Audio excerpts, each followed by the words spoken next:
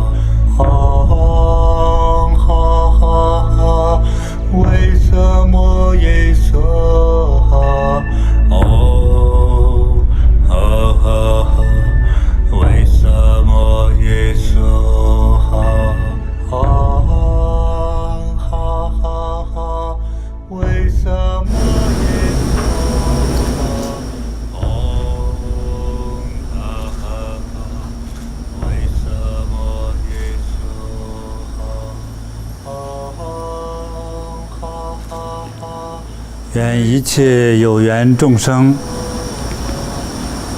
得到大慈大悲，救苦灭难，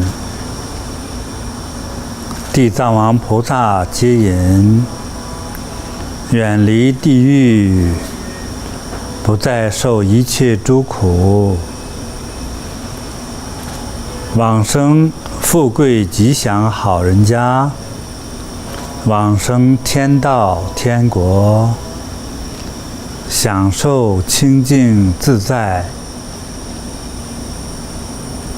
得到阿弥陀佛，得到药师佛接引，往生极乐世界，享受永恒生命，得无量自在。让你的家人和你曾经的冤亲债主，让他们能够吉祥平安，安居乐业，睡眠踏实，家庭幸福，智慧通达，身体健康圆满，事业成就，一切诸鬼神灵护佑你吉祥平安，远离一切苦难。愿一切因战争和灾害往生的一切生命，得到地藏王菩萨的开解加持，往生天国或极乐世界，永享清净自在。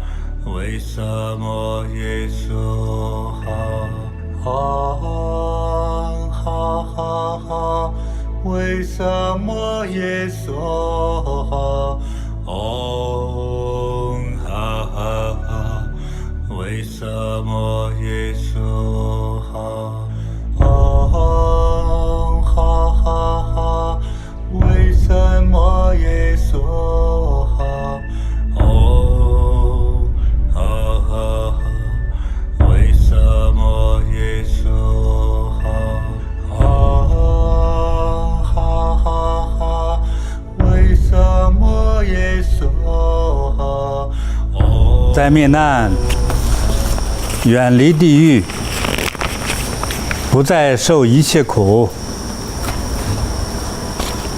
保佑一切众生平安吉祥。愿有缘的你得佛菩萨接引，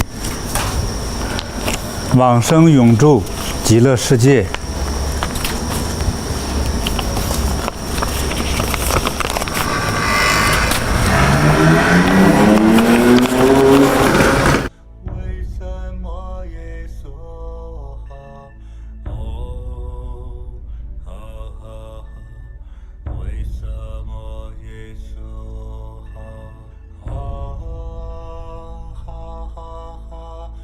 为什么耶稣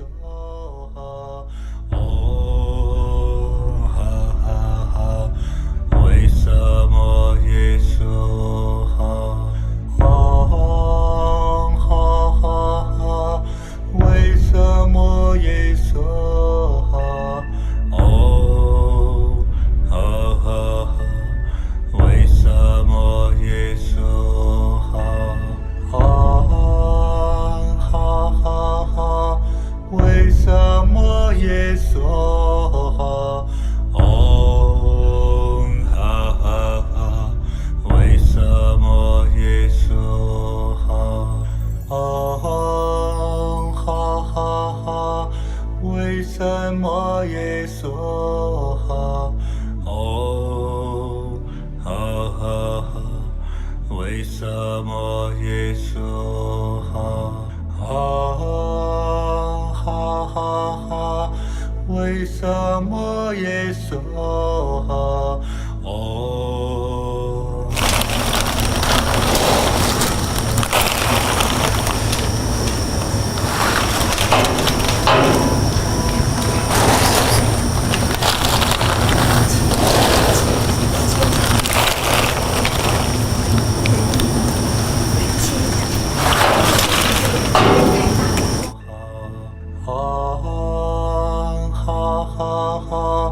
为什么耶稣？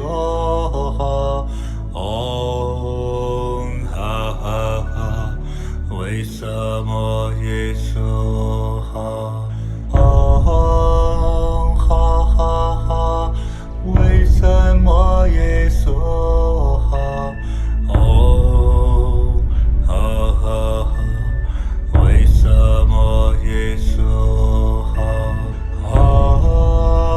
哈哈哈，为什么耶稣？为什么耶稣？哦，哈哈哈，为什么耶稣？哦，哈哈哈，为什么耶稣？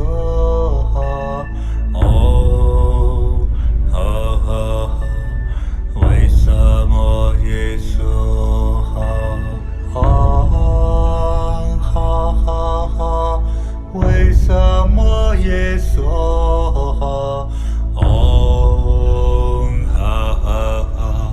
为什么耶稣？哦，哈哈哈，为什么耶稣？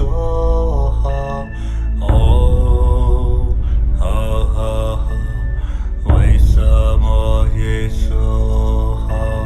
哦，哈哈哈，为什么耶稣？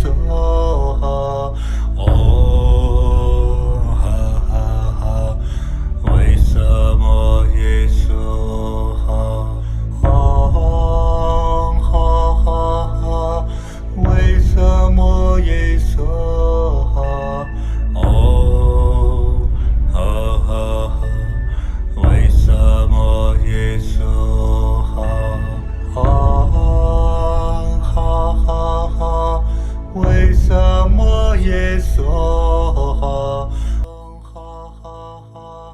为什么耶稣？好，各位亲爱的网友朋友，我们还有大量的纸钱哈、金币、金砖哈，这些都会送给他们在那面暂时还没有往升到上面的哈，他们还有大笔的钱财可以供他们使用让我们一切有缘的朋友呢都能健康自在吉祥长寿通过这一次地藏王菩萨的这个保佑和加持我们一切的亲人往生的亲人，甚至是各种的恶缘善缘他们都能够得到解脱，那我们呢也能得到护佑我们的后代，我们的未来就会更加如意、吉祥、平安、自在。后面这些工作我们会继续做。那么今天我们这场法会就到此吉祥圆满。祝大家安康、快乐、身心自在。再见了。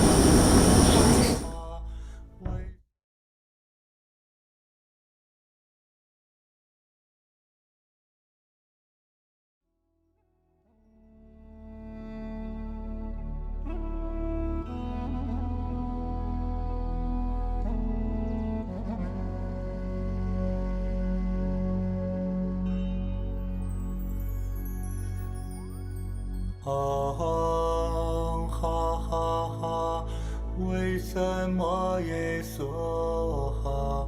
哦，哈哈哈，为什么耶稣？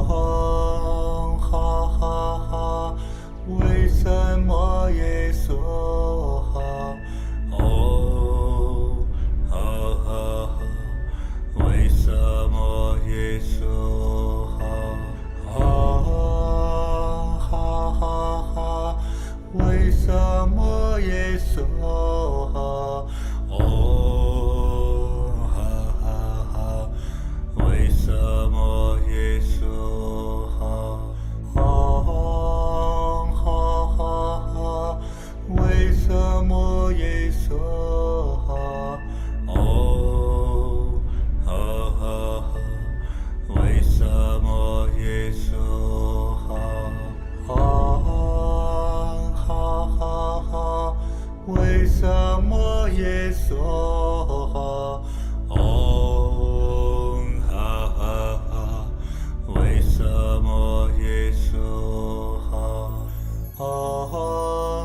哈哈哈，为什么耶稣哈，哦哈哈哈，为什么耶稣哈，哦哈哈哈，为什么耶稣哈，哦哈哈哈，为什么耶稣哈，哦哈哈哈，为什么耶稣哈，哦哈哈哈，为什么耶稣哈，哦哈哈哈，为什么耶稣哈，哦哈哈哈，为什么耶稣哈，哦哈哈哈，为什么耶稣